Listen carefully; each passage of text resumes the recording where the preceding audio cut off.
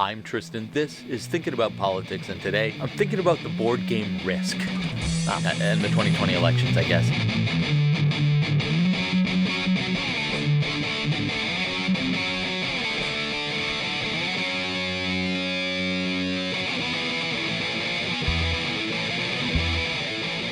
You see, so I love the game Risk. It is objectively the greatest game of all time. There is nothing better than a good game of Risk. And I realized over the course of this weekend that, I never really read the rules of that game. I don't think anybody really does. Every now and again you get into a real tiff with the people you're playing with and you can't agree on a point and you might pull out the rule book. I mean, by and large, we don't really play the game with the rule book just sitting right next to us. We all just kind of agree on what the rules are. And then I was thinking, you know what? What happens if you fundamentally don't agree on the rules? What if at every turn the person you're playing with tries to cheat? What if instead of playing the game, they want to spend all the time arguing about what the rules are? And they're going to play with the rule book in their hands. When you play games like Risk with people you don't trust, when there's no goodwill, the game ends up knocked over. And that's no fun, is it? You can't play the game with somebody who doesn't want to play by the rules. And ultimately, you can't play the game with somebody who thinks that you don't have a right to play in the first place. We have an election coming up, and the defining characteristic of the American form of government has been the peaceful transfer of power from Washington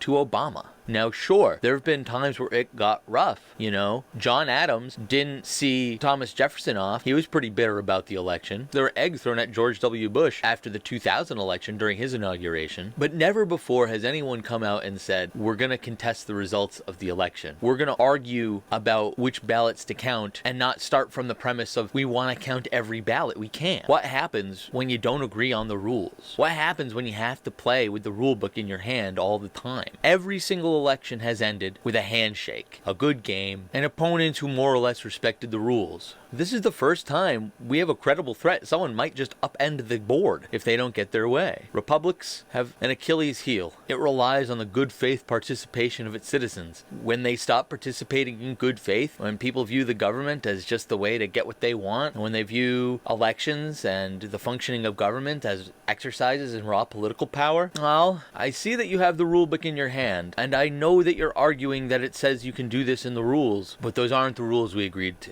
Nobody would play by those rules. So get out there and vote. Maybe I'll get this video posted in time. Who knows?